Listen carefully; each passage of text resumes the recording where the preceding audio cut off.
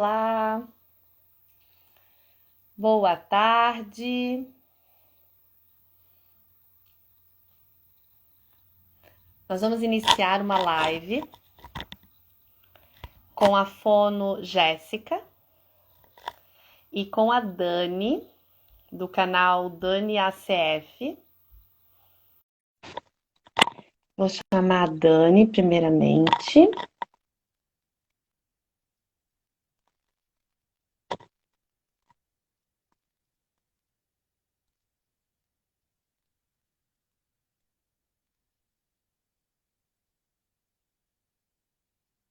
Oi, Flor, tudo bem? Eu entrei um minuto antes, né?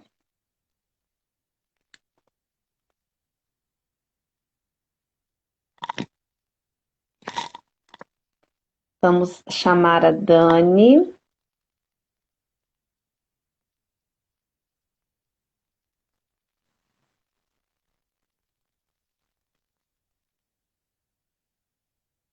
Ah, pode deixar, Flor, que vai ter beijo especial.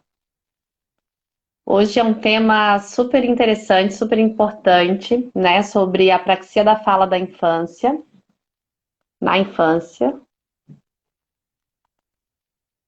Vamos ver aqui que eu não estou conseguindo chamar a Dani.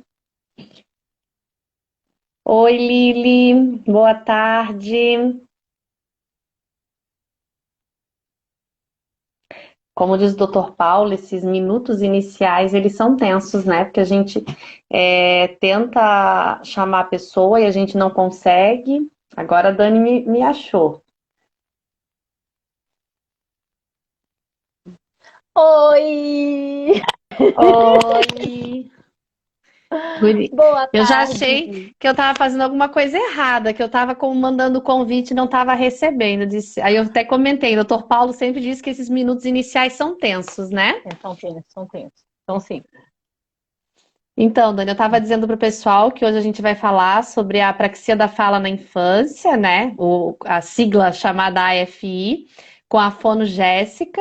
Vai vir compartilhar com a gente todo esse conhecimento acerca desse assunto tão importante, né? Na real, gente, colocar aqui, nós vamos abusar da Jéssica, porque a gente tem muita dúvida. A gente está seguindo aquela premissa do Lucelmo, que quando a gente tem uma dúvida, a gente chama alguém para tirar a nossa dúvida. E olha que coisa maravilhosa, através de uma live. É isso aí. A gente diz que a gente se aproveita, né? A gente se aproveita no bom sentido. A gente acaba transmitindo informação, mas a gente acaba também aproveitando toda essa informação para tirar acerca da dúvida que a gente tem dos nossos pequenos, né? Então, vamos ver se eu consigo achar a Jéssica aqui, que eu vi que ela já tinha dado um oizinho. Ô, Dani, a Flor falou que a gente não pode esquecer do beijo especial no final da live. Não pode de jeito nenhum. Assim a gente é expulsa do grupo, esqueci disso daí. Gente, hoje eu não estou enxergando nada. Porque é o seguinte, vou explicar. Eu tenho que escolher, ou tu usa um arco na cabeça ou uso óculos. Então, assim, nem não vou conseguir acompanhar o chat. Ô, Dani, eu ia dizer, cadê o teu óculos? E a tua internet está dando uma travada. Dá uma olhadinha no teu Wi-Fi. A Jéssica entrou. Oi, oi, pessoal. Oi, Jéssica, tudo bem? Tudo bem? Tá tudo bem de conexão, voz, som, tudo certo, imagem? Tudo certo. Tá aí. Então, acho que eu vou começar me apresentando e depois eu passo a palavra para vocês se aproveitarem, se apresentarem, pode ser? Já estou mandando se aproveitar de mim, tá vendo o que faz as coisas?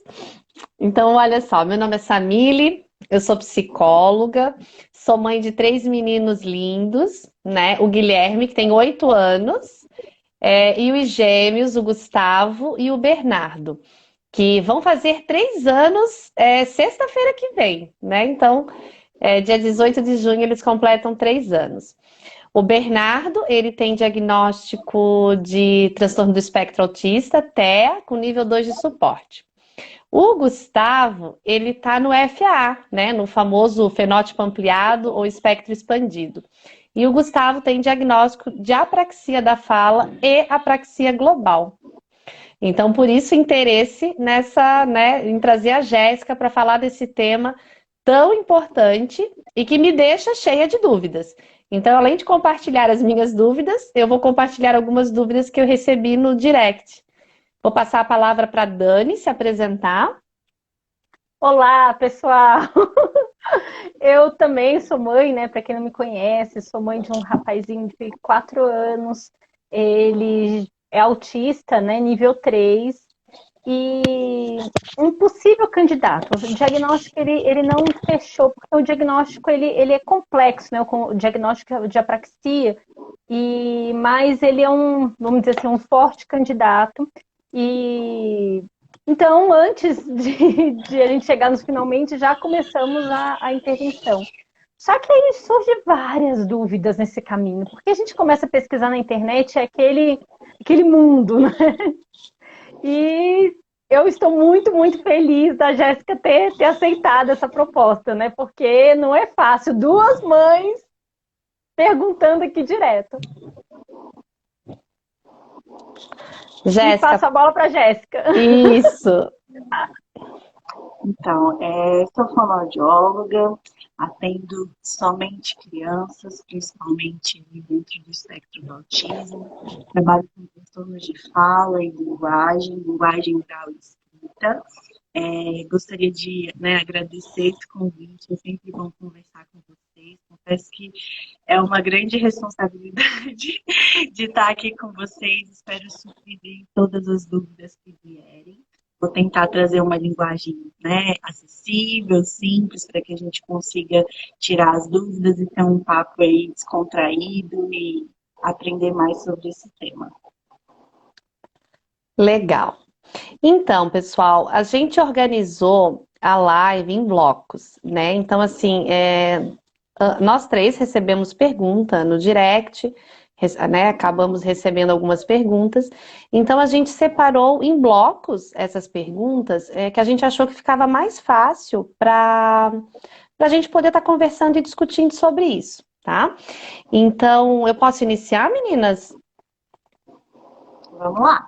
Então, vamos lá. O nosso primeiro bloco é sobre a apraxia da fala no sentido de definição, né? Então, o que é a apraxia da fala? Tá. Em 2007, o comitê da ASHA, né, que é a Associação Americana de Fala, Linguagem e Audição, propôs, né, um comitê para definir, né, as características da apraxia, orientar os profissionais em relação, né, ao manejo de avaliação, intervenção e também sugerir as áreas de pesquisa nessa área. Então, por definição, a apraxia de fala na infância é um transtorno neurológico. A gente ainda não tem um consenso da localização neuroanatômica, né, que gera esse transtorno específico de fala, mas a gente sabe que o problema central está na dificuldade da programação e do planejamento motor da fala, né? E isso está relacionado aos aspectos espaço-temporais, ou seja, de sequenciamento, né, de sequencialização dos fonemas dentro da palavra, dentro da frase, né? Então isso vai gerar uma uma dificuldade, né, de compreensão da fala da criança e também uma alteração de prosódia. Legal. Então essa é a definição. A definição de apraxia. A segunda pergunta seria sobre o processo de diagnóstico, né? Mas aí eu vou passar a bola para a Dani, no sentido para a Dani, como ela comentou, depois eu conto a minha história, que está em processo de diagnóstico, né? Então a sugestão é que a gente fale do nosso processo enquanto mães, e aí tu pode dizer se a gente está no caminho certo, se a gente está no caminho totalmente inverso, né? Pode ser assim, Dani? Pode sim. Sim. Então tá, eu vou pedir para a Dani então falar como é que está esse processo de diagnóstico do Aquiles. Gente, então assim, para começar contando um pouquinho sobre Aquiles há menos de um ano atrás. Ele era uma criança que ele não imitava, ele não tinha um repertório básico. Então, assim, ele não fazia imitação vocal. Então, a gente não conseguia enxergar certas coisas que hoje estão começando a ficar mais visíveis. Então, assim, hoje, na hora que ele vai falar... Essa semana, por exemplo, foi a semana que ele não conseguiu pronunciar o M. O M travou. Só que, às vezes, o M aparece, sabe? Ele vai falar maçã, ele fala passã, faz essas trocas. Isso daí é uma coisa recente. Quem está acompanhando aqui o canal... Tem coisa de um mês que o Aquiles começou a equar, começou a fazer mandos com algumas, e essas trocas começaram a ficar cada vez mais visíveis, assim. E ele já apresentava também outras características motoras quando a gente estava fazendo o processo de imitação motora. Então, assim, eu chegava e falava assim, Aquiles, faça isso. Aí ele fazia isso, ele fazia uma variação muito grande. Então, assim, já era uma luzinha ali, a gente... meio que respirando fundo, né? E nós chegamos nessa suspeita, né? Que já estamos lidando com isso, mas ele não passou ainda por um teste formal, que é o ideal. Ele não passou porque, enfim, né? A gente está vivendo esse momento extremamente complicado da pandemia. Mas foi por isso. E aí eu passo para a Sam me contar que a história dela é ainda mais longa aí. Então, eu brinco que o Gustavo ele é um caso para estudo, né? Ele seria um objeto de estudo, essa criança. Porque assim, o Bernardo, né, para poder falar do Gustavo, eu preciso falar do Bernardo. O Bernardo, a gente teve o diagnóstico do autismo com 1 ano e 6 meses. Então, assim, antes de 1 ano, ele já apresentava sinais e características do autismo. E com 1 ano e 4, ele teve ali na poda neuronal perda de habilidades muito importantes. Então, ele parou de falar, parou de apontar. Então, foi característica e crucial para fechar o diagnóstico de autismo. O Gustavo, a gente não conseguiu fechar diagnóstico, né? Então, assim, o Gustavo, ele fica no limítrofe da CARS, no limítrofe do VibMap. Então, todas essas... MChat a gente também fez. Então, assim, o checklist currículo do Denver. Então, tudo ele bate na trave, né? Ele fica tudo limítrofe. Então, o que ficou muito característico? Quando o Gustavo fez 2 anos... eu percebia, o Gustavo nunca teve dificuldade na comunicação receptiva. Ele sempre entendeu tudo que a gente falava. Então, assim, eu dizia, vamos sair, pegue o tênis. O Bernardo não estava nem aí, era como se eu tivesse falado pro Bernardo pro banheiro, e o Gustavo já ia lá no armário, pegava o tênis dele e o tênis do irmão. Então, ele nunca teve dificuldade quando eu pedia qualquer coisa, nem que fosse uma coisa incomum, né? Então, a gente percebia realmente que a habilidade da comunicação receptiva dele sempre foi muito boa. Em compensação, ele sempre falou, ele falou cedo. O Gustavo andou com 10 meses, né? Ele andou com 10 meses, ele falou antes de 1 ano, só que era sempre uma fala muito inteligível. Então, ali por volta de 1 ano e meio, a gente achava ainda bonitinho todas aquelas trocas, né, que aconteciam. Mas quando ele fez 2 anos, o que ficou muito evidente? Ele fazia um esforço para falar e ele abria a boquinha, assim, ó, e era como se o som não saísse. Então ele tentava falar, por exemplo, eu quero a peteca, um brinquedo, que a peteca é uma palavra engraçada, eu quero a peteca. Aí ele dizia, eu quero a... Aí ele ficava assim, ó. Aí ele, alá, falava qualquer coisa. O que é alá? A peteca? Aí ele dizia, cuqueca. Cuqueca. Não, peteca. Muqueca. Não, peteca. Tuteca. Então, assim, ele repetia aquela palavra de maneiras totalmente diferentes. E outra coisa que tinha engraçado, a questão da mastigação. O Gustavo, ele foi mais ele comia de tudo, mas ele era mais seletivo com algumas texturas do que o Bernardo. Então, assim, ó, a carne, ele chupava, ele gosta muito de carne, mas ele parecia preguiça de mastigar a carne. Outra coisa, a questão da pausa. Então, ele ia falar uma determinada frase e ele pausava. botava a pausa onde não tinha, né? Como se fosse fazer uma pergunta, parecia uma afirmação. Então, né, eu acho que mais ou menos assim. E aí a gente levou para uma avaliação, né, para fazer uma avaliação. Na época, ele fez uma avaliação com a fono, na clínica onde o Bernardo fazia intervenção, porque o B já estava fazendo intervenção para o TEA. E ali, o que foi me dito naquela oportunidade? Que para ter um diagnóstico de certeza de apraxia, era por volta de 4 anos, que ia ter certeza que era apraxia. E aí, mas mesmo assim, iniciou a intervenção fonoaudiológica, né? No começo desse ano, a gente mudou de clínica, mudamos de fono, por orientação do neuropediatra, buscando um profissional que trabalhasse com prompt, né? Que seria o mais adequado para o caso do Gustavo. E aí a gente fez todo um outro processo de avaliação com essa nova fono, que inclusive está aqui na live, a Paula, maravilhosa. E assim seguimos. Legal.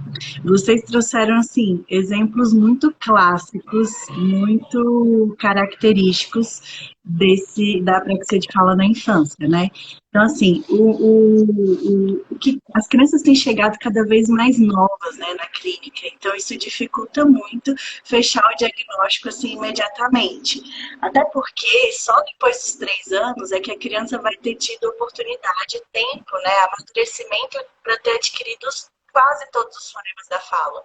Então, se a gente consegue sim observar sinais de risco para a apraxia de fala da infância em bebês, por exemplo, mas a gente não consegue fechar esse diagnóstico antes da criança ter tido tempo suficiente de ter adquirido quase todos os fonemas da fala, ou os principais fonemas, né?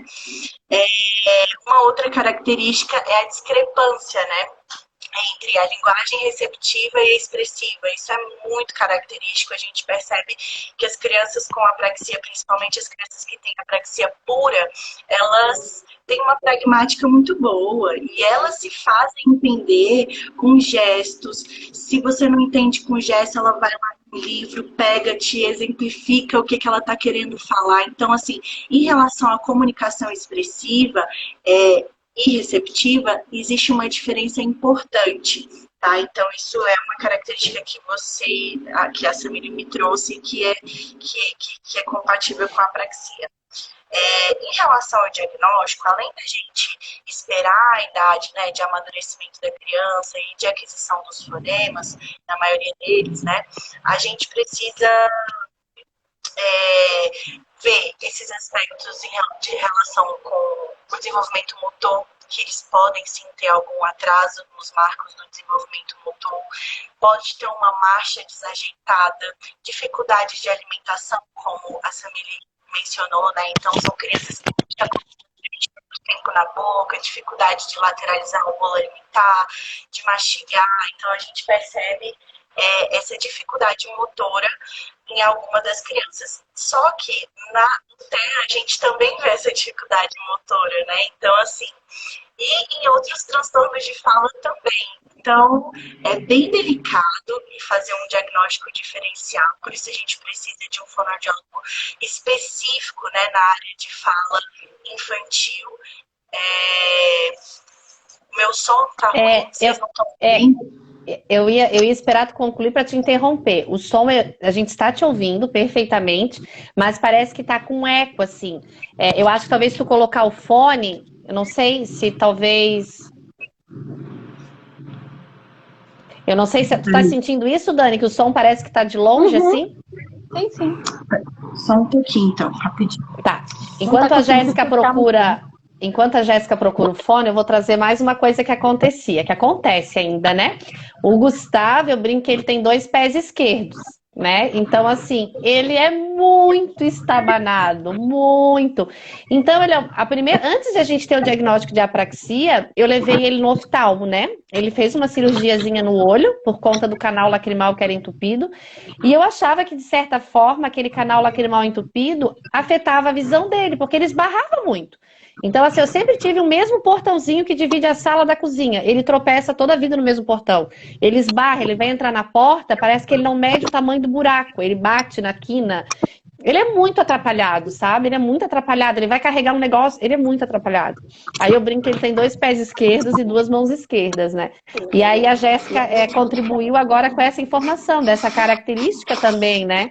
Que as crianças acabam sendo desastradas, né? Atrapalhadas. Vê se meu som melhorou um pouco. Melhorou. Muito. Yes. Então, falando desses aspectos motores, né, a gente precisa, o fono, embora não seja a nossa principal área, né, de competência e atuação, a gente precisa sim avaliar em parâmetros gerais, né, o desenvolvimento motor da criança, as competências motoras da criança. E aí a gente pode encaminhar para o fisioterapeuta, TO, para fazer uma avaliação mais detalhada e complementar a nossa avaliação, certo? E então, aí a quem gente pode pensa fazer? Quem pode fazer o diagnóstico? somente fonoaudiólogo e com especialidade, né, expertise em fala infantil. Tá? Transtornos de fala infantil. Então, Dani, quer fazer alguma pergunta? Ainda nessa parte dos profissionais, né? Porque, assim, tem como você explicar um pouquinho mais sobre essa questão do... Porque a gente vê, todo mundo mete pitaco na área do outro, né? A gente vê o pessoal da medicina, enfim, de várias outras áreas também. Por que é tão importante que o fonoaudiólogo ele fique nessa postura de diagnóstico? Porque a gente está muito acostumado na nossa cultura, na forma que é o médico diagnosticar. E por que nesse caso é o fono? Não sei se é relevante, mas...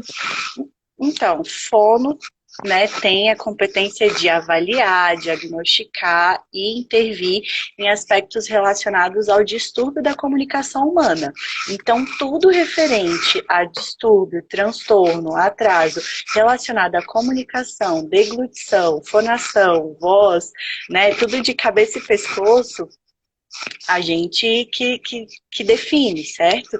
Então, assim, em relação às avaliações, acho que a gente vai chegar a isso logo mais. A gente não tem um protocolo aqui, validado no Brasil específico para apraxia de fala na infância. Então, a gente pega vários protocolos, né, que avaliam o inventário fonológico, que avaliam a imitação de praxias motoras orais, que avalia linguagem, porque também é importante ver esse aspecto, principalmente em apraxos puros, né, que não tem comprometimento de linguagem, é específico de fala.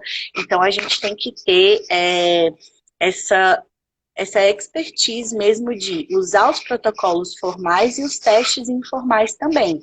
Por exemplo, um dos testes que a gente utiliza para avaliar a fonologia, né, e o inventário fonológico da criança, é apresentar uma imagem e a criança vai nomear espontaneamente ou sob modelo. É importante para a criança com apraxia ou suspeita de apraxia que a gente peça para que ela repita várias vezes a mesma palavra. Isso não está descrito no protocolo, né? Isso não é uma forma de aplicar o protocolo original. Então, o profissional ele tem que ter esse manejo, né, essa experiência de pensar, eu preciso, né, avaliar a inconsistência de erros dessa criança, e não só por modelo, né? Então, eu não vou pedir para ele somente imitar, eu vou avaliar na fala espontânea, eu vou avaliar por imitação, vou avaliar na fala encadeada, né, que faz parte da fala espontânea. Ó, a Ju perguntou aqui qual a idade é possível concluir o diagnóstico de apraxia. A Samile me trouxe aqui a informação de 4 anos. No entanto, em algumas supervisões e cursos que eu fiz, com 3 anos já é possível que a gente tenha algumas características importantes, né? E observe, isso vai depender muito do grau de severidade, né? Do comprometimento de fala da criança, mas com 3 anos a gente espera que a criança já tenha adquirido, né? Os bilabiais, que são os fonemas explosivos, né? P, B, M, e aí depois vem os outros explosivos, né? Que é o K, o G, o T, o D, E depois vem os fricativos, né, com 3 anos mais ou menos. Então, não adianta também, muitos pais já chegam com o diagnóstico fechado pra gente, né? Não, eu acho que meu filho tem apraxia. E é importante a gente saber que é uma condição rara. Se a gente for pensar na prevalência, são 1 ou 2 crianças a cada 1000, né? Então, assim, é uma condição rara. Existem outros transtornos de fala que, né, tem que ser considerados. Então, não é porque tem atraso de fala que tem apraxia. Existem características específicas e somente um fonoaudiólogo, né, experiente na área vai poder definir, diagnosticar.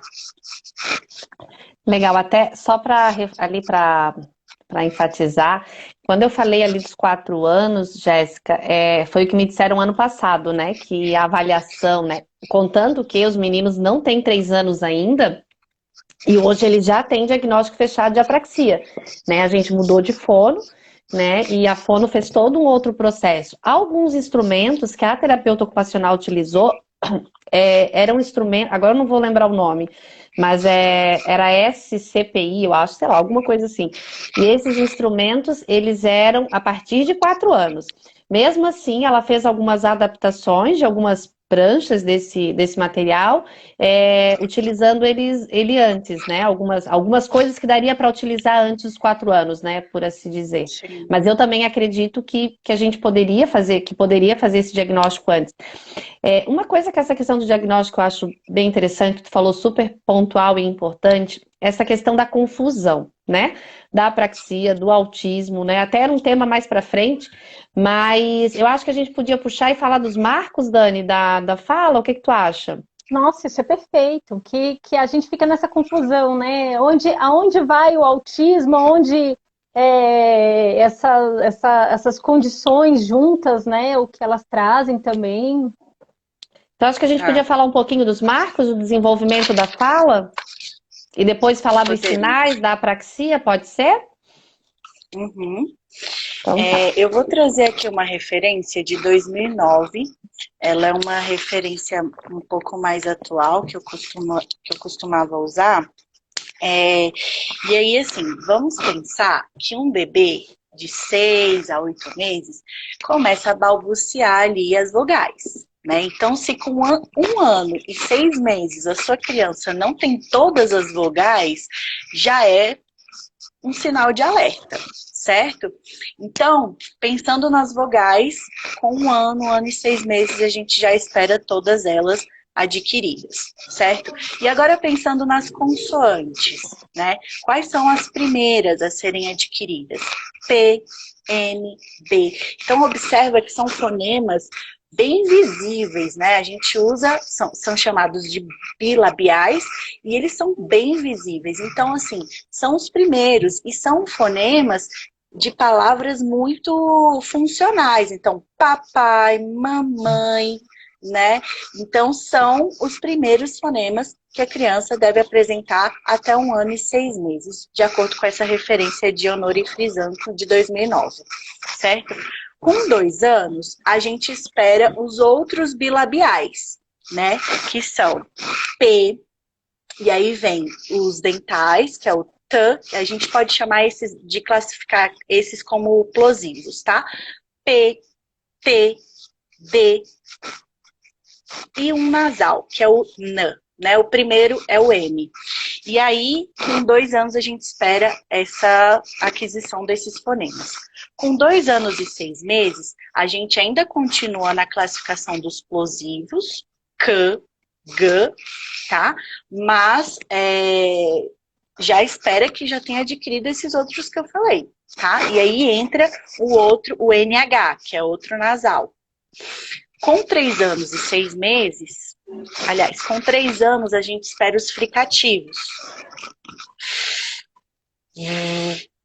Tá? São fonemas fricativos. A gente espera que com 3 anos as crianças estejam próximas a adquirir ou já tenham adquirido esses fonemas. Depois vem, com 3 anos e meio, ainda um fricativo X, J, tá? O X e o J. Depois vem as líquidas, que são as últimas, né? Os últimos fonemas a serem adquiridos. Algumas referências colocam que até 7 anos a gente espera, por exemplo, o R vibrante, o R de arara, mas essa aqui já é um pouco mais rígida, eu tenho gostado de usar ela, que é com 4, 5 anos a gente já espera que tenha R vibrante, os arquifonemas, que são os R e S em final de sílaba, né? Então, porta, pasta. Então, com 4, 5 anos a gente espera esses fonemas. Então, assim como todo desenvolvimento infantil tem seus marcos, né?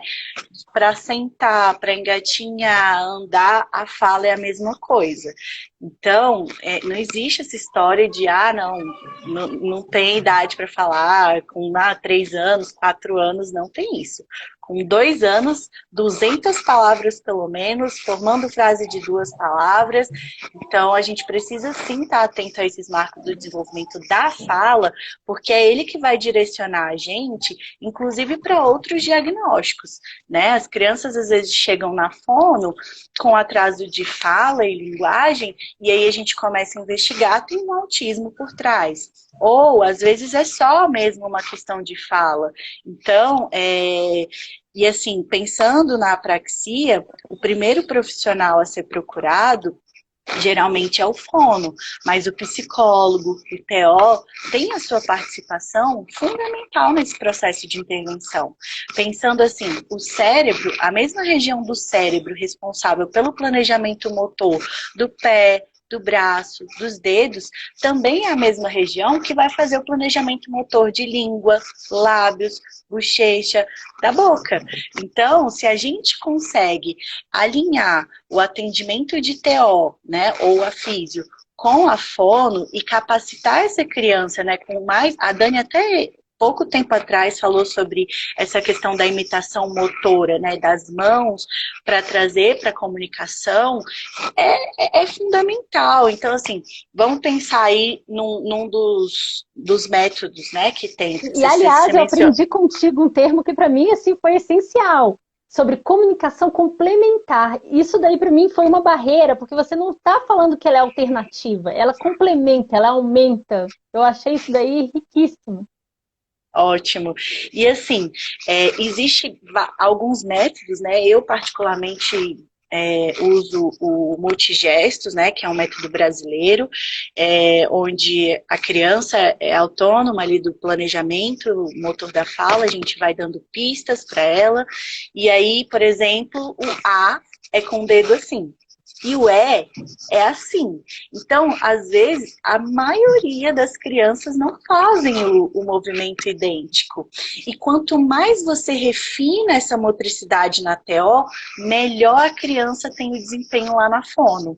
Então, trabalhar os dois juntos é o ideal. Né? Quanto mais a criança consegue refinar essa motricidade, que é muito, né? A boca, os movimentos, as praxias motoras orais, elas são muito finas, né? Delicadas, específicas, tem ponto articulatório, modo, vozeamento, então são muitas questões que não é só o fono que trabalha, né? A gente trabalha principalmente, mas quando a gente tem essa equipe completa, o resultado vem muito melhor, muito mais rápido. Uma coisa, desculpa aproveitar aqui já, uma coisa que eu acho muito curiosa nessa situação que a gente está trabalhando agora, de forma bem intensiva com a fono, é que eu já tinha observado isso trabalhando na área de psicologia, né? Que o Aquiles, ele tem os avanços, ele vai bem, a gente está ali nos eixozinhos de avaliação, e ele está indo muito bem num canto, mas ele tem um abismo entre um repertório básico e um repertório um pouquinho mais avançado, e aquele miolinho fica um abismo, porque a gente fica achando que, às vezes, uma coisa é muito linear. E, por exemplo, você estava falando sobre esses marcos. O Aquiles, quando a gente está falando sobre atraso, né? Aquiles está com 4 anos, já era para ele estar fazendo tudo isso. Vamos começar por aí, né? O Aquiles, ele está conseguindo fazer o V, ele faz o V bonitinho, mas ele não consegue outras coisas que era para ter, se for na linha do tempo, né, ter desenvolvido. E eu queria que se você puder falar um pouquinho sobre isso, que quando está essa parte de atraso de desenvolvimento, essa questão de não ser linear, ou como trabalhar, E tem mais outra questão também sobre a questão que a gente usa muito multigestos, né? Pronto, essa coisa com Aquiles. E às vezes a gente tem que buscar um modelinho que dá para certo para ele. Que aquilo dali dá uma Isso. ideia, mas a gente tem que fazer o que dá para ele dar certo. Uhum. A própria idealizadora, né, criadora do método, que é a fonoaudióloga Cíntia, ela fala que a ideia não é a criança fazer sempre o gesto e nem fazer o gesto idêntico. É um apoio para que ela se planeje melhor, né, para produzir os fonemas que a gente está trabalhando. Então, assim, falando sobre a complexidade, né, dos fonemas, então, ele produz o V, pelo que eu entendi, que é um fonema difícil, e não produz o P, por exemplo, em diferentes partes da palavra. O M, por exemplo, sumiu. O ma... Isso é uma característica de apraxia. Eles têm essa flutuação mesmo. Adquire, perde. Adquire outros, some. Então, isso é uma característica tanto para sons quanto palavras. Tá? Então, faz parte do processo e por isso que a gente está misturando aqui os tópicos de conversa, mas é porque uma coisa está relacionada com a Puxa outra, né? A intensidade da intervenção é muito importante, né? Então, surgiu assim, essa pergunta, Jéssica, surgiu essa pergunta sobre a intensidade, né? Quantas horas seriam por semana, igual a gente vê no TEA? Porque no TEA, no ABA, né, a gente vê no mínimo ali de 15, 25, 40 horas, né? Na apraxia, como é que funciona essa intensidade? Olha, os estudos mostram que crianças que fazem, né, intervenção de 4 vezes por semana ou mais, são mais beneficiadas, tá? Então, assim, pensando numa intensidade de 3 para baixo, é muito pouco para um tipo de intervenção que precisa de muita repetição, imitação, atenção compartilhada. E aí, quando a gente leva isso para o TEA, quanto menos habilidades sociocomunicativas as crianças têm, mais comprometido fica o desempenho dela para esse treino fonoarticulatório. Então, a gente vai pensar numa intensidade alta, tá? De repetição, a gente vai falar mais para frente um pouquinho mais como funciona a intervenção. Mas os estudos mostram que 4 sessões semanais as crianças se beneficiam mais. Isso, e aí só reforçando hoje ali, como tu falou, dessa multidisciplinaridade, né, dos saberes, né, em relação à apraxia. Hoje o Gustavo, ele faz fono, faz psico e faz TO, né, então assim, cada uma dentro da sua especificidade, né, mas todas trabalhando com o mesmo objetivo. Uma coisa que eu percebi, que até queria ver contigo se tu acha que isso é comum, o que acontece? O repertório dele de palavras aumentou muito, né? Ele faz, acho que dá 8 horas por semana de intervenção. Então, assim, ele está fazendo frases de 5 palavras, de 6 palavras. Só que está ficando mais inteligível. Porque o que acontece? É muita palavra nova, a sentença muito extensa, muito grande, e aí fica mais difícil. Uma coisa que aconteceu essa semana passada, que foi bem engraçado, se tu acha que isso é comum, né? Quando a gente quando eu consigo visualizar o que ele quer, que a gente está na cozinha e ele pede alguma coisa. Nós reconhecemos o que ele quer por tentativa e erro. Então ele falou uma palavra que é parecida com maçã, né? E como eu estou na cozinha e ele está perto da fruteira, eu entendi que é a maçã. Mas quando a gente está num ambiente em que eu não tenho nenhuma pista visual, como aconteceu, a gente estava no carro, eu estava dirigindo, e ele falou, mamãe, olha o ão. E nós estávamos na BR. Então eu disse, o caminhão? Não, o ão. Aí eu disse, o carrão? Né? Não, o ão. Aí eu disse, caminhão? Aí eu comecei, o que é ão? E aí ele fica muito bravo. O que ele tá falando. E aí eu falei, mostra pra mamãe. E aí ele fica bravo, né, fica muito bravo. E aí, resumindo, ele ficou mudo o resto da viagem inteira, porque eu não consegui identificar o que era o ão. e daqui a pouco a gente está de novo e ele uão. E aí eu vi era um avião. Tipo, eu estava dirigindo, eu jamais ia olhar para o céu, né? E assim, então, como quando a gente não tem a pista visual, né, que entra nessa comunicação complementar que a Dani falou, né? Sem a pista visual, eu tenho muita dificuldade de entender o que ele está querendo me dizer. Eu vou só fazer uma correção, que você disse que agora ele forma frases com mais de 5 vocábulos, mas elas são ininteligíveis, né? Isso. Elas se tornam, porque assim, isso é uma característica da praxia. Quanto maior a complexidade da palavra, quanto maior a extensão da palavra, mais difícil fica, né? Então, pensando que avião é uma palavra simples, mas tem uma fricativa ali no meio, né, que complica um pouco, é isso, né? Quanto maior a frase, maior a extensão da palavra, mais difícil fica de entender, né? E fica ininteligível. E aí, o que a gente, voltando aqui aos sinais, né? Que vocês têm trazido bastante aí na prática, eu separei alguns aqui que vão ajudar vocês. Pensando nas dificuldades que as crianças têm de praxias enfim, atividades de repetição de movimento. Peraí. Antes de você continuar, gente, pega esse aviãozinho, ela vai ensinar coisa pra gente aqui e manda para os coleguinhas, para aquele tio, para aquele avô, para aprender também a fazer em casa. Isso aí. Pega esse aviãozinho e manda aí para umas 3 pessoas, pelo menos. Não, vamos fazer o seguinte, vamos continuar aqui na ordem para eu não me perder. A gente parou nos marcos do desenvolvimento da fala, certo? Mas em cima tem os sinais, tem os sinais. A gente pulou os sinais. Isso, então eu vou falar dos sinais.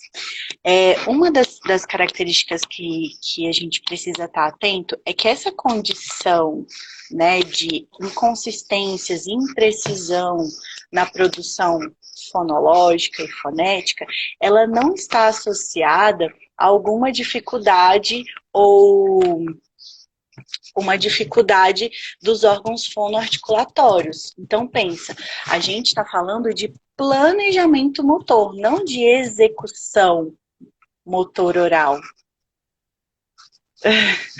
E aí, quais são as tarefas que a gente pode identificar se essa criança realmente tem sinais de apraxia?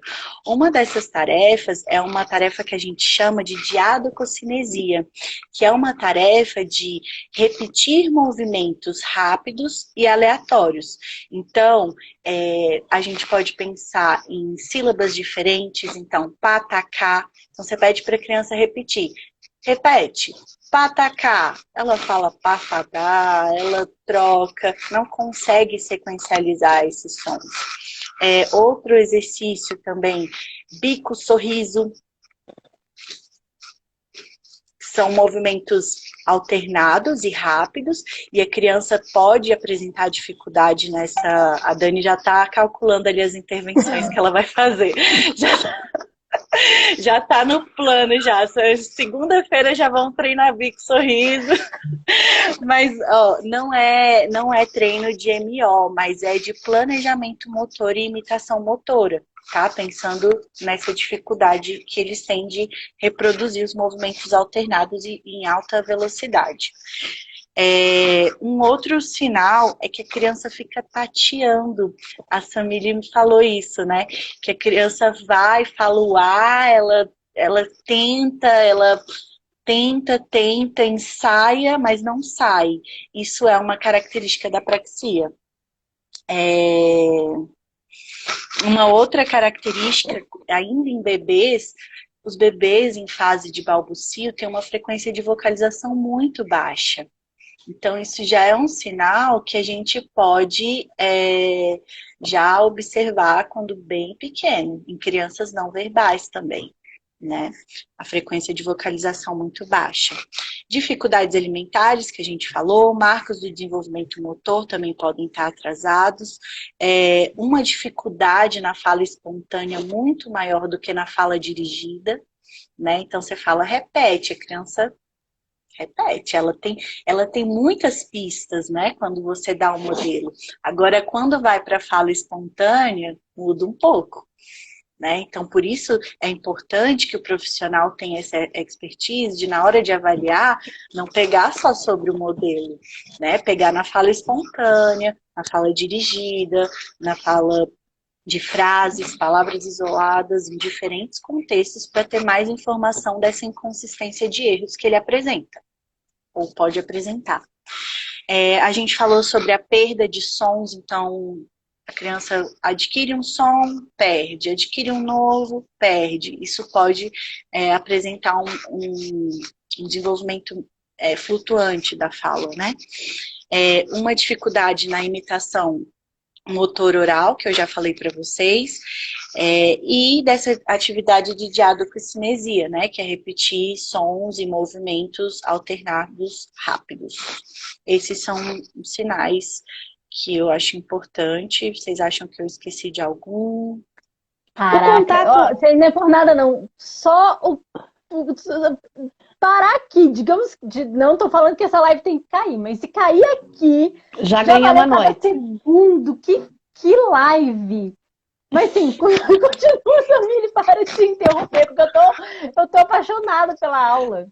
Não, só uma coisa que eu ia perguntar, se a questão do contato visual também acaba sendo mais pobre nas crianças com apraxia. Sim, não só na apraxia, tá? Em outros transtornos de fala também. Geralmente são crianças que olham menos para a boca, a gente tem essa dificuldade.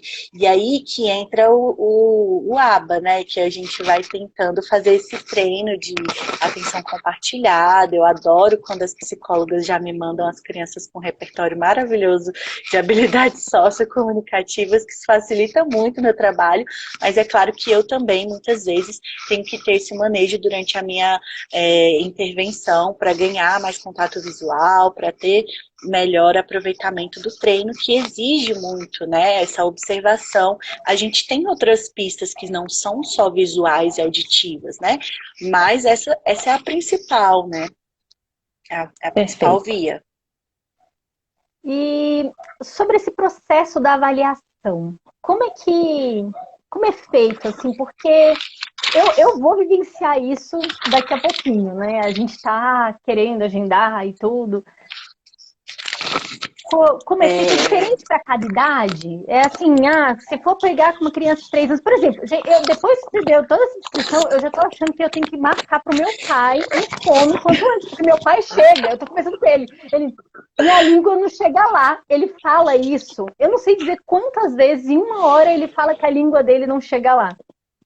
Se tem algum protocolo, né, igual a gente tem quando a gente vai fazer um processo de avaliação, por exemplo, do autismo, a gente usa o Ables, o VB-MAP, enfim, existe algum protocolo, alguma escala avaliativa, assim, para a apraxia?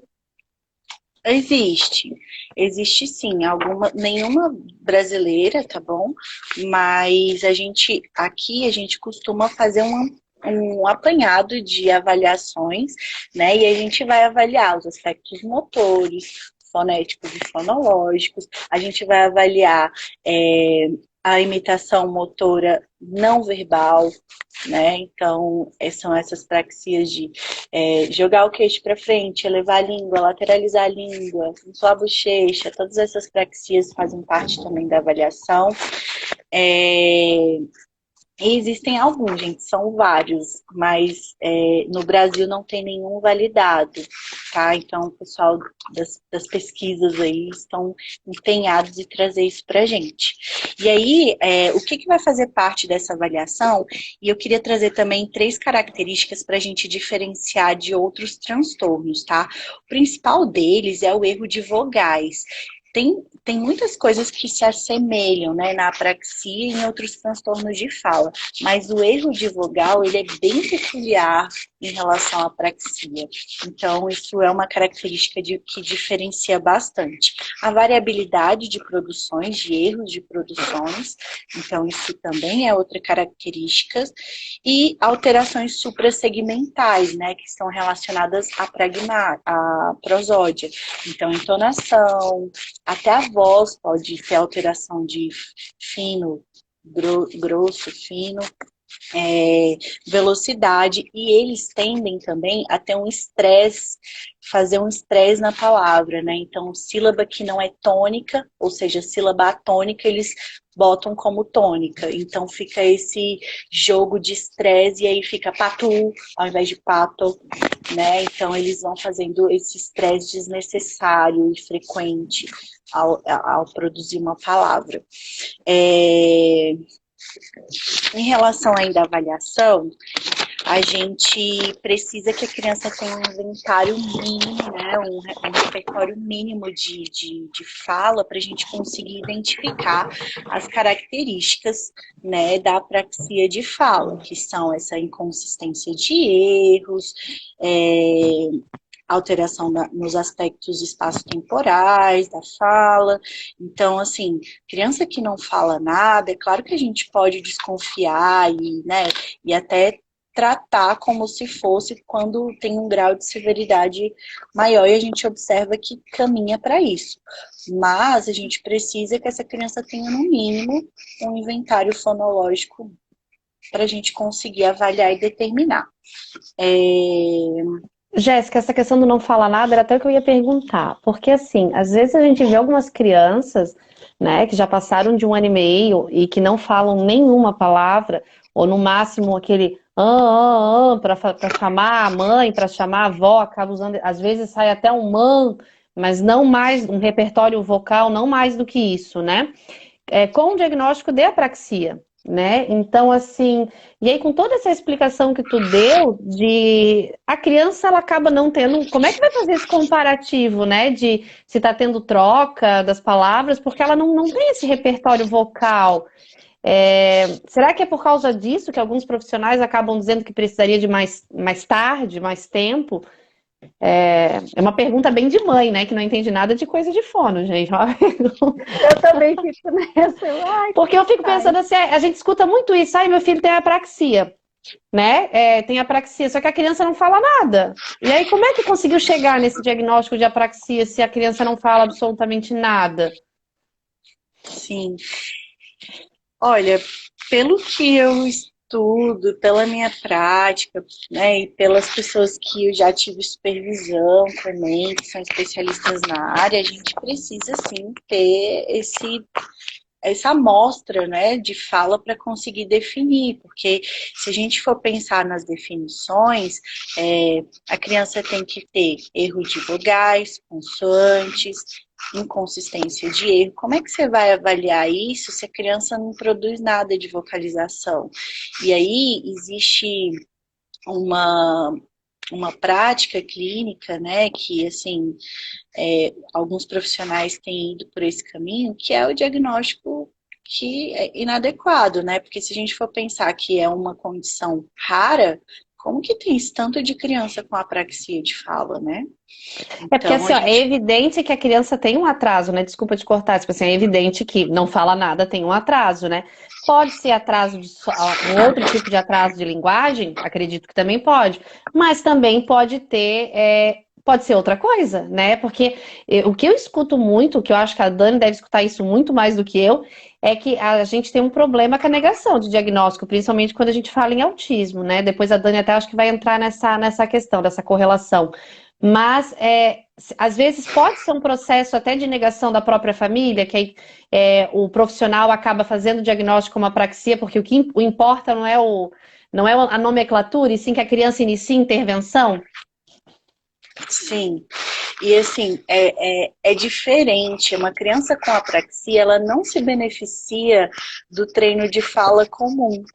Existe todo um esquema e uma hierarquia, né, de fonemas-alvos, de emissões-alvos que a gente vai fazer. Então, por que o prognóstico não é tão bom em relação a outros transtornos, né? Existe um comprometimento maior no qual o direcionamento do tratamento tem que ser bem específico. Então, se essa criança está numa intensidade alta, né, de intervenção, fazendo terapia e às vezes voltada mais para a linguagem, linguagem, ou desvio fonológico, ou MO, por exemplo, ela não vai ter um resultado positivo, né? Então, o diagnóstico ele é importante, mas se a gente não tem essa amostra de fala para definir o diagnóstico, a gente precisa ver, principalmente se estiver relacionado ao autismo, quais vão ser nossas prioridades. Então, se a criança tem intenção comunicativa, tem imitação, tem atenção compartilhada, o que é prioridade nesse momento? Como é que a gente vai trazer condições para que ela se beneficie do treinamento de fala, né? Então a gente precisa também definir essas prioridades. Eu vou aproveitar da sua fala, que tem uma pergunta aqui, mas eu vou contextualizar. Porque porque é uma pergunta básica que eu recebo no direct, acho que toda semana, de mães falando assim, Nani, mãe, pai, eu tô levando meu filho no fono, e ela senta e fica fazendo pareamento com meu filho. Ele é uma criança que aparentemente tem apraxia também, tem TEA, tem várias questões envolvidas, e as pessoas começam a falar, mas por que tá fazendo pareamento? Por que tá fazendo tal coisa? Por que tá treinando imitação? E a pergunta final é sobre a intervenção da praxia, mas para chegar nessa intervenção da praxia, por que alguns fonos eles têm que fazer esse trabalho junto? Ou muitas vezes assim, tem que fazer vários trabalhos associados, o que não aparente, porque a mãe fica já esperando, e aí, vai ficar soprando o caninho, né? Vai ficar ali fazendo, enfim, fica esperando essas outras atividades. Como eu falei, né? Se a criança tem autismo, a gente vai ter que ver quais são as habilidades que são base ou pré-requisitos para a gente desenvolver o treino de fala, que consiste em repetição, intensidade, contato visual, né? Então, depende de várias habilidades. E aí, será que essa criança, né, que foi citada, tem uma equipe multidisciplinar funcionando legal? Você tem essa informação? A maioria não, normalmente leva só para fono, porque a cidade, às vezes, só tem a fono e é isso. Obrigada, porque assim, é muito comum isso, né? Problema de fala, tem eu a vou levar na sorte de ter a fono. fono ainda, tem a sorte, muita sorte. Vou levar na fono. Só que aí, assim, por exemplo, eu sou uma fono que tenho conhecimento em análise do comportamento. Então, eu consigo aplicar alguns manejos comportamentais durante a minha avaliação, a minha intervenção. Mas não é toda fono que tem isso. E, na verdade, isso não é uma competência nossa. Então, quanto melhor, né, a equipe está estruturada, melhor é direcionado o tratamento. Né? Então, assim, por que será que ela está fazendo pareamento? Porque essa criança depende dessa habilidade para conseguir desenvolver habilidades comunicativas, né? E não tem outra pessoa para fazer, a FON está fazendo. Obrigada, gente. Obrigada. Finalmente eu explico isso daí. A pessoa fica muito chateada. Por que não? Mas eu quero que meu filho fale. Eu tô levando a fono para falar. E é justamente essa base que tem que ser feita.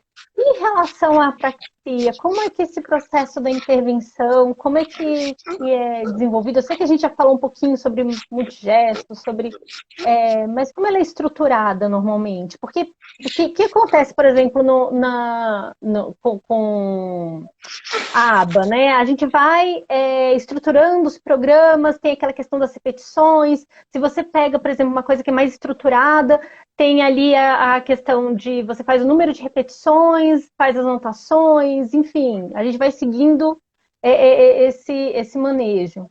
Como é que é na fono?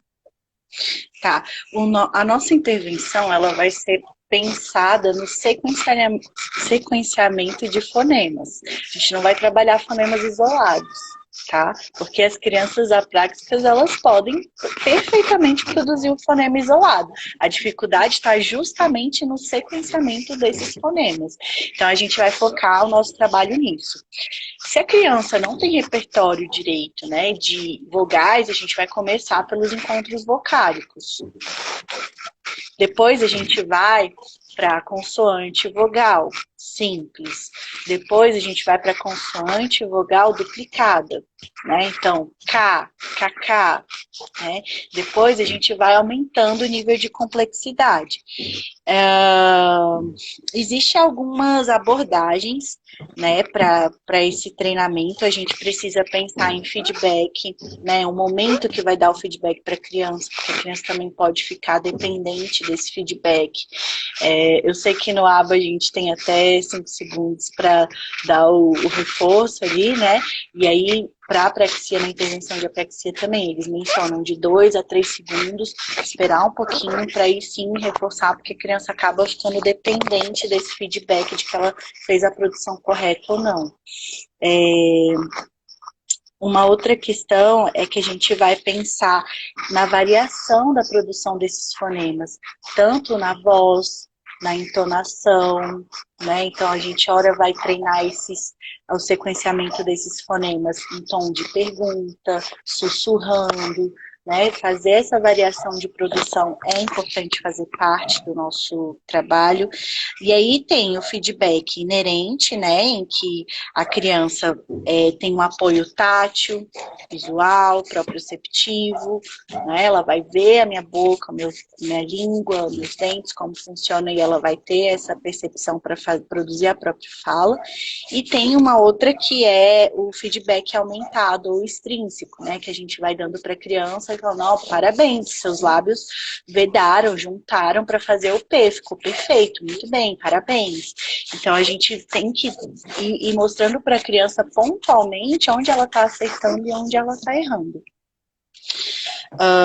Muito bem. Quer falar alguma coisa? Não, só concordei, ótimo. Tô aqui ouvindo, tô anotando. Aí abaixo, eu tô anotando os tempos, porque eu tô querendo cortar toda essa live para republicar depois. Eu tô o tempo todo atenta, porque é muito conteúdo. Eu acho que podia entrar na correlação, né, Dani? Eu acho. Na verdade, assim, ela já chegou a falar um pouquinho. Por conta do tempo, você não acha melhor a gente já ir pro terceiro bloco? Que a gente já tá estourando aqui o tempo já com a deu Jéssica. uma Só hora. que a Jéssica ficar tranquila. Eu fico 4 horas aqui fazendo live. Já deu uma hora? Já deu uma hora. A única coisa que eu achava importante a gente falar dessa correlação, porque todos esses sinais que a Jéssica trouxe de maneira muito maravilhosa, a gente percebe muitos sinais que a gente encontra nas crianças com TEA, né? E aí, quando o profissional ele não tem essa expertise, a gente não vai ter muitas Jéssicas, né? Então, como ela disse, a criança não está falando com 1 ano e meio, o primeiro profissional que o pai e a mãe vão procurar é um fono. Né? E aí pode acontecer. Então, assim, eu tenho inúmeros relatos de criança que fazem fono, começaram a fazer fono com 1 ano e meio, mas só foram fazer intervenção, né, aba, com 3 anos e meio, 4, porque aí fez fono esse tempo todo, e aí quando chegou lá com 3 anos, não, realmente não vai, tem uma barreira a mais do que isso. Né? E aí que vai passar para uma equipe multi, né? Então, talvez falar um pouquinho dessa correlação, mesmo que o nosso tempo já estourou. Com o autismo? Uhum. Quando a gente pensa em apraxia e autismo, a gente tem que pensar que nossas palavras-alvo, nossas emissões-alvo, elas têm que ser funcionais, porque a gente vai pensar em desenvolver linguagem e fala ao mesmo tempo. Então, a gente vai pensar em cumprimentos, né? Oi, né? E aí vai para outros encontros vocálicos.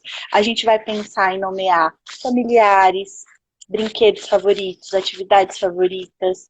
Então a gente vai trabalhando os reforçadores e as emissões-alvo, elas vão andar em conjunto, né? Porque tem que ser interessante e motivador para a criança. E ela tem que se sentir capaz e a gente tem que validar toda e qualquer forma de comunicação que ela tiver, né? Então, existe muito isso, né? Eu tenho um caso de uma criança que eu vou tentar abreviar aqui bem rapidinho, que passou por várias terapias inadequada, chegou para mim com bastante aversão de vocalizar, de se comunicar. A gente teve que passar por um processo assim de sensibilização bem importante. Hoje é quase que um troféuzinho meu assim que eu queria colocar na minha estante, sabe? Assim, hoje já forma frase com 6 vocábulos, com conectivo, sabe? Mas a gente penou muito e ele fazia terapia comigo de segunda a sexta e tinha alguns dias que ele fazia horário duplo. Então a gente botou esse menino pra ralar muito e ele ia pra psico depois de mim. Então era uma birra, era no início, né, era muito difícil. Hoje ele não quer intervalo, né? Então se a gente for pensar nos esquemas de reforçadores, assim, de tempo, né, ou de, enfim, ele antes eu precisava dar um tempo de descanso para ele maior, eu precisava trazer reforçadores diferenciais. Hoje em dia ele não quer parar, ele quer falar, ele quer aprender mais. Então, quando a intensidade, né, e a abordagem é adequada, a gente consegue ver um resultado muito positivo. Então, eu queria deixar isso aqui para vocês, né, da gente pensar. Eu sei que é difícil, né, custear um tratamento em alta intensidade, mas se você não tem condições financeiras para isso, é importante que o fonoaudiólogo que acompanha o seu caso te oriente. Se ele não te colocar dentro da sessão, ele tem que te apresentar vídeos, te apresentar estratégias, te mostrar quais pistas vão ser mais úteis para sua criança, se são pistas visuais, táteis, proprioceptivas, apoio gráfico, né? A gente vai chegar na parte da escola, não sei se a gente vai conseguir chegar lá, mas a família precisa estar presente, porque mesmo com muita intensidade no tratamento, essa criança que eu citei aqui para vocês tinha uma mãe muito presente e participativa, e foi por isso que a gente conseguiu um resultado tão bom. Então, assim, às vezes, a escolha do fonema-alvo, a gente vai tentar seguir a hierarquia de aquisição dos fonemas, mas para aquela criança é interessante falar o próprio nome, ou o nome do melhor amigo, do irmão, e aí não importa qual que é o fonema. Se o fonema de interesse daquela criança está fora da hierarquia, a gente vai seguir com ele. Ótimo. Muito bom. Nossa, essa daí, essas estratégias, né? Um bom profissional, um profissional Faz a diferença. engajado, totalmente, totalmente. Eu tô vendo a equipe Ninara aqui em peso também. Entrou a Mari aqui também. E assim, isso daí vocês proporcionam muito. Eu fico muito feliz com isso. E eu vou passar a fala para a Sammy, assim, eu não paro de falar, eu começo a querer. Então, é que no nosso bloco, no último bloco, para a gente tentar concluir, eu acho que eu vou falar ele inteiro para ver se a Jéssica consegue, né, unir todas as informações, que era sobre essas causas e esses mitos, né, que acabam estando relacionados à apraxia. A importância do treino parental, né? Tu já falou em várias oportunidades da importância do engajamento da família, mas como treinar esses pais e como é que a gente pode estar envolvendo a escola, né? Teve essa pergunta também, né? Uma professora, pedagoga, perguntou como é que a gente poderia, né, enquanto professor, o comentário está lá em cima, não vou recordar, mas foi mais ou menos assim, enquanto o professor poderia identificar alguns sinais, algumas características, e o quanto ele poderia contribuir, né? Eu acho que entra nesse envolver da escola nesse processo. Sobre a identificação dos sinais, eu já falei, então a pessoa vai ouvir lá no gravado para a gente otimizar o tempo aqui. E aí, o que é importante a gente saber? Que não é que todas as crianças com atraso de fala vão ter dificuldade na alfabetização. Mas se essas dificuldades na fala persistem após os 5 anos, certamente essa criança vai ter um grande desafio em ser alfabetizada. Então é interessante também no processo de intervenção a gente associar a correspondência letra-som, tá? Para já ir trabalhando também. Muitos estudos mostram que as crianças com apraxia têm uma grande dificuldade na consciência fonológica, que é uma habilidade, né, principal, base para a alfabetização. Então, se essa criança tem 3, 4 anos e está fazendo intervenção de fala, é interessante que a gente associe letra, som, sílaba, né, no nível de sílabas, fonemas e o máximo que a gente puder otimizar de habilidade de consciência fonológica, que são rimas. Essas crianças com apraxia de fala, elas têm dificuldade na segmentação fonêmica, né, que é identificar qual som corresponde a cada letra da palavra. Então é interessante que a gente trabalhe isso também concomitante ao treino fonoarticulatório. E aí, envolver a escola nesse aspecto é instrumentalizar a escola tanto em fontes seguras, né, e confiáveis em relação se apropriar do que é mesmo a apraxia, né? Isso vale para a escola e para as famílias. E aí a gente tem aí o site da Abrapraxia, né, que tem, além de muita informação, tem material também disponível para, né, para estratégias de intervenção. E aí a escola vai participar disso, trazendo essa relação, né, da letra, som e da consciência fonológica. Muito bom. Nossa, agora fez muito sentido, porque aqueles cartõezinhos da Abrapraxia, ela tem a letrinha, ela tem tanta informação, gente, mas vem com tanta informação que eu uso pro Aquiles, né? Eu fiquei assim impressionada, agora entendi. Agora faz sentido, né? Faz sentido, entendi, aceitei. Porque tem isso, gente. Qual é a questão, né? Eu não sei se com a família acontece isso. Eu, como mãe, o profissional tem que chegar para mim e falar assim, Dani, olha, você vai fazer isso por conta disso, disso, disso. Tem que me explicar tudo, para que eu faça em casa. Porque só faz sentido quando eu entender. E eu só vou conseguir aplicar se eu entender. Então é muito importante esse processo de treino parental, de ensino, explicar, não só o treino, explicar o porquê tá fazendo. Ô, Jéssica, eu ia perguntar nessa assim, questão além de... Pode falar. Não, só para acrescentar, assim, que é importante que o profissional tenha uma linguagem acessível. Eu mesma sempre estou me controlando para me desfazer dos jargões técnicos, né, profissionais que a gente tem, porque a família que vai fazer, né, o trabalho principal. Então, se a gente não tiver uma linguagem acessível, como é que vai tudo fazer sentido, né? Então, para os profissionais que estão assistindo aqui, queria deixar essa observação. Pode falar, ali do treino, eu ia te perguntar quais são as sugestões, porque assim, ó, hoje, para treinar o universo fonoaudiológico, para mim é um mistério, né? Eu sou psicóloga, assim, eu tenho dificuldade de fazer esses treinos, né, vocais. Uhum. Então, assim, a fono dos meninos, ela faz vídeos do alfabeto, das vogais, e bem pausados, né? Ela faz vídeos para mim refazer essas repetições quando eu for falar determinadas palavras, vogais, consoantes, enfim. Que outras estratégias poderiam estar trabalhando com essa questão do treino parental, né? O que mais poderia ensinar os pais? Por exemplo, na questão da análise do comportamento, a Dani é coterapeuta do Aquiles, então ela faz supervisão, ela é uma mãe extremamente estudiosa, uma pessoa extremamente inteligente, né? Então, só que como é que eu vou dizer? O treino, quando a gente fala na análise do comportamento, a gente consegue estruturar. Então, a gente consegue fazer como se fosse um passo a passo, né? Para um roteiro, é essa palavra. Consegue seguir um roteiro.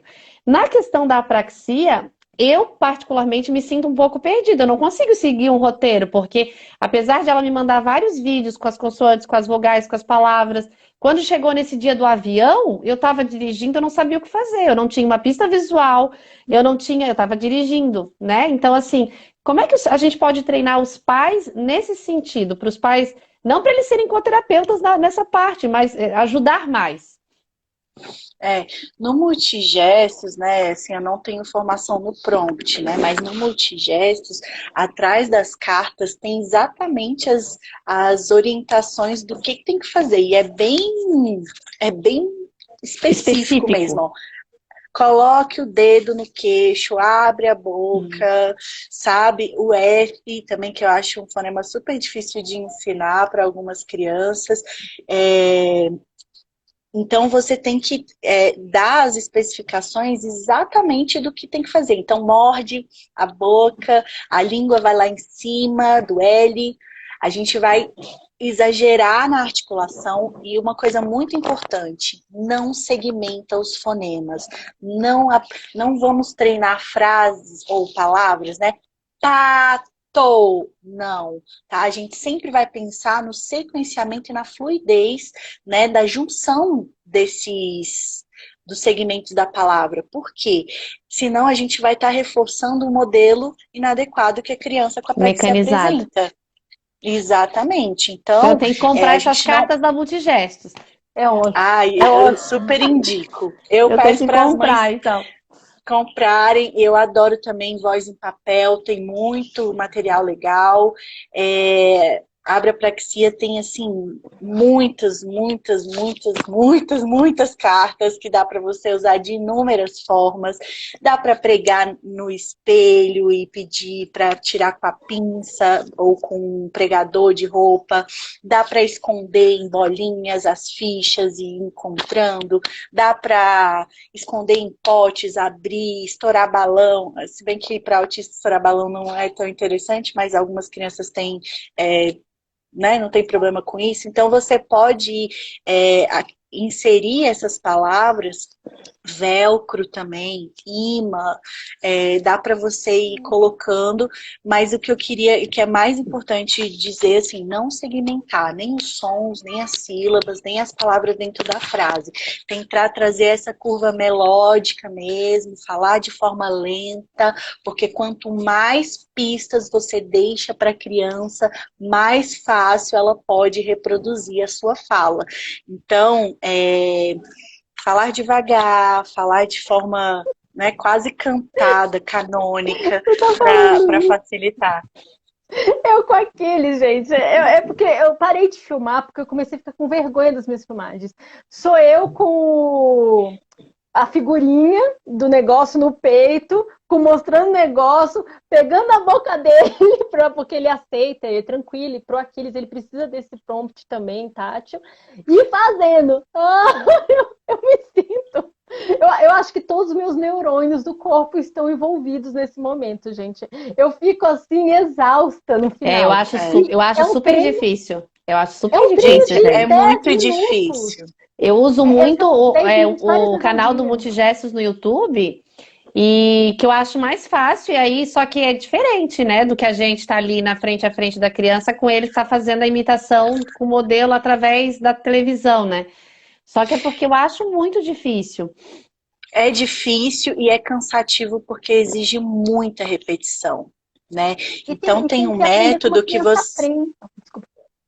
Não, exatamente. Você tem que selecionar os fonemas que a criança tem facilidade, os fonemas que são de palavras interessantes para a criança. Você precisa trabalhar, não isoladamente, mas tem um programa que você primeiro foca só nesse fonema, né? Então, eu vou trabalhar o P. Vou trabalhar o P com A, P com E, P com as vogais. Vou trabalhar o P cantando, o P sussurrando, o P em tom de pergunta. Enfim, eu vou variar todas as formas de emissão do P. E depois que eu superar essa produção, aí eu parto para outro fonema, né? Então, essa é a maneira mais eficaz do que você apresentar vários fonemas aleatórios para a criança, mesmo que seja de pares mínimos, que é um dos tipos de abordagem de transtorno fonológico, né? Você apresentar fonemas de pares mínimos, tipo P, B, é o mesmo ponto articulatório, né? P, B, minha boca se movimenta igual, mas o vozeamento é diferente, né? Então, isso é uma técnica de ensino, só que para apraxia de fala não se aplica tão bem, porque você tem crianças que você vai ter que trabalhar só aquele fonema e depois partir para outro, É né? muito louco. Com Aquiles, a gente tem que ficar fazendo exercício. Para voltar o M, tava dando certo antes, era o mamãe, mamãe. A gente tinha que pegar no tranco. E o P, aquele pá, pá, pá, já não tocando. E não deu mais certo. E aí a gente começou com o exercício. Aqueles, ó. Aí quando ele sentir um pouquinho essa dormência que fica, aí sai. O mamá, mamãe. E é o tempo todo essa ginástica. Exige uma sensibilidade que é muito grande, assim. Vixe, travou. Ih, pois é, Ah, travou. não! Não, senão a gente não consegue salvar. Não, vai salvar, vai estar salvo. Tem que estar salvo. Sammy, só aproveitando, obrigada. Muito obrigada pela oportunidade, por ter proporcionado toda essa questão. Eu estava com, né? Esse negócio tá vindo. Ah, caiu. Caiu. Vou tentar ver se eu chamo ela. E assim, agradecer, não sei se a Jéssica está aqui no chat, agradecer demais, demais. A gente estava com muita dúvida. É um mundo totalmente novo, né? Porque cada momento a gente vai caminhando, vai sendo novos desafios, e a praxia, ela é um desafio por si só, né? Também, assim. Então, e não é. Eu acho que assim, não sei se você sentiu isso, mas em relação ao autismo, existe muita coisa para a gente estudar. Mas a praxia parece que a gente não acha, parece que a gente não encontra. Você fica, eu não sei, assim, a gente fica meio à mercê. E quando vai ver um livro ou outro, uma coisa ou outra, a gente se sente Exatamente. Assim, muito... Eu já compartilhei contigo em outros momentos que eu percebo assim, eu tenho muitas vezes mais dificuldades para mas assim, para trabalhar, intervir com o Gustavo do que com o Bernardo, né? Parece que do Bernardo eu tô mais munida de ferramentas, né? E para ele não. Então, assim, quando eu não tenho acesso a pistas visuais, ou quando ele fala muito, ele fala, e aí ele fala um monte de coisa e eu não consigo entender nada. E assim, o Dr. Paulo falou uma coisa para mim que foi muito forte, que o Gustavo começou a conversar com ele e o doutor Paulo olhou para mim esperando a tradução. Aí ele disse, eu entendi tudo que ele falou. Ele disse, teu ouvido já está treinado, porque a gente não consegue entender nada do que ele fala, né? E como isso é preocupante, né? E assim, a preocupação de que ele acabe desistindo de falar, porque ele, né, vai falar numa comunidade, aquela comunidade não compreende o que ele está falando, é normal que ele comece a falar menos, né? Então, o importante de a gente intervir sempre, né? Eu sou uma fã da intervenção precoce. Eu vou tentar chamar só a Jéssica para ver se ela consegue entrar para se despedir, senão a gente se despede por ela. E agradecer, né? Que foi demais, gente. Foi Eu acho que ela grande caiu de vez, sabe? Que não tá voltando. Então, Flor, pessoal. não rolou o beijo, vai rolar o nosso. Aceite o nosso beijo. Então, meninas, muito obrigada, né, por quem ficou aqui 1h20, né? Agradecer a Jéssica imensamente, né, por essa imersão maravilhosa de conteúdo, um conteúdo tão importante, como a Dani falou, que a gente muitas vezes escuta tão pouco falar sobre a praxia.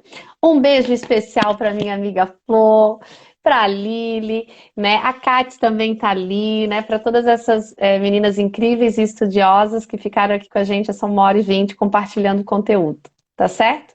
Muito obrigada, Dani, muito obrigada, né, pela oportunidade de me apresentar a Jéssica, foi um prazer.